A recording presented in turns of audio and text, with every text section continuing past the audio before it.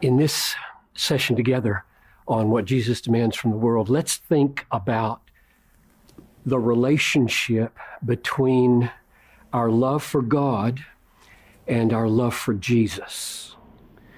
Those are two foundational commands, demands in the Gospels.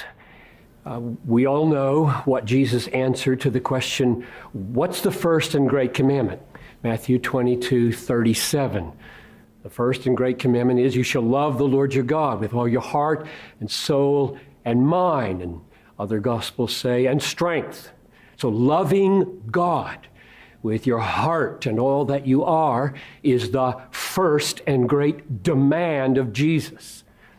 And then in Matthew 10:37, it's interesting how these verses are rememberable, 22:37, 10:37.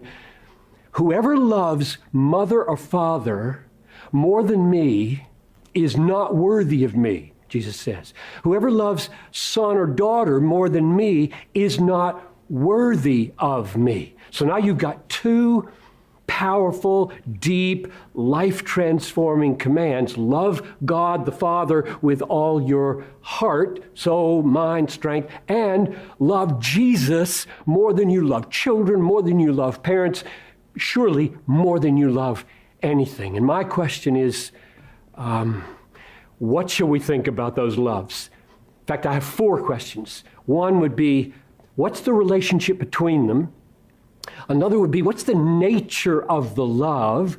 Another would be, where does it come from? How do you get to be this way? And the last would be, how important is it? So let's take those one at a time. What's the relationship between loving God and loving Jesus?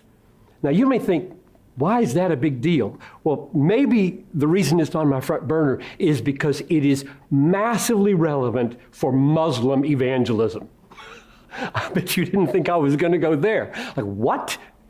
Listen, one of the big issues we face over and over again in a multicultural situation where lots of religions are coming together is, don't we all worship the same God?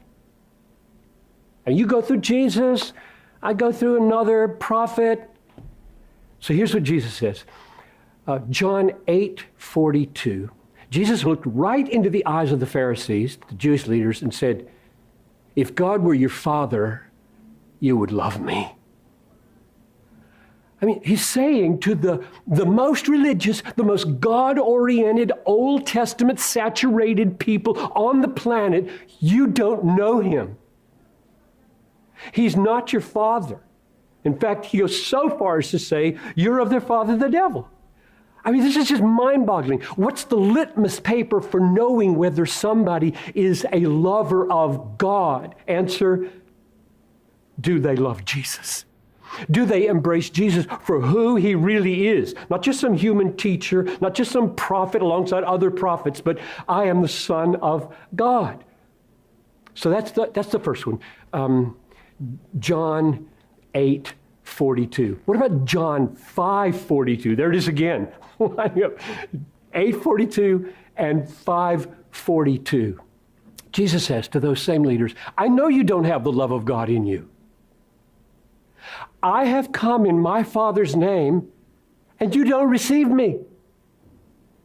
You see the implication? You don't have the love of God in you. How do I know? You don't receive me. So here I am dealing with a Muslim person who says, I worship the true God just like you worship the true God. Jesus would say, you don't know the true God if you don't receive the Son of God. So the relationship, the answer to the first question, what's the relationship between loving God and loving Jesus? You can't have the one without the other. Loving Jesus is the test of whether you love God. Loving God is the test of whether you truly love Jesus. So here's the second question. What is the nature of this love? Now, here's what I have in mind. Is love mainly doing what Jesus said? So you love Jesus if you do what he said? Or is it deeper and have to do with the heart and the affections? He said, If you love mother or father more than me, you're not worthy of me. If you love son or daughter more than me, you're not worthy of me, which means he's thinking of the love of Jesus like the love of your children. Well, you don't love your children by doing what they say, right? They're your treasure. You would die for these children. They are precious to you. You won't sell them for billions and billions of dollars. Your children are your treasure. If Jesus isn't a better treasure, a higher treasure, you're not worthy of Jesus. I had a teacher in college who made me read a book called Situation Ethics. And in it, the argument was made, and every student seemed to be so wowed by this argument. Love cannot be an emotion or an affection because it's commanded, and you can't command the emotions. And I'm reading, I'm 20 years old, and I'm reading this thinking, that doesn't sound right to me. Well, it's not right, and the reason it's not right is because premise number one is false. Of course, Jesus commands the emotions. The Bible is filled with commands of the emotions. We should fear. We should be thankful. We should be compassionate. We should be earnest. We should fear the right things. We should hope. All those are emotions. Of course, God has the right to command our emotions. The fact that we're so corrupt and so dead that we can't do the right emotion is not God's problem. That's our problem. It's our corruption. So the question is, isn't love for Jesus more than doing? And people will quote what? I think it's John 14:15, if I remember correctly. John 14:15, which says, if you love me, you will keep my commandments. And I've had so many people say to me, there, right there, it says so. If you love me, you'll keep my commandments. There it is. Love is obedience. It's not feeling any particular thing for Jesus. It's just doing what he said. To which I respond, that's not what you just said it said. It says, if you love me, then you'll do this other thing called keeping my commandments.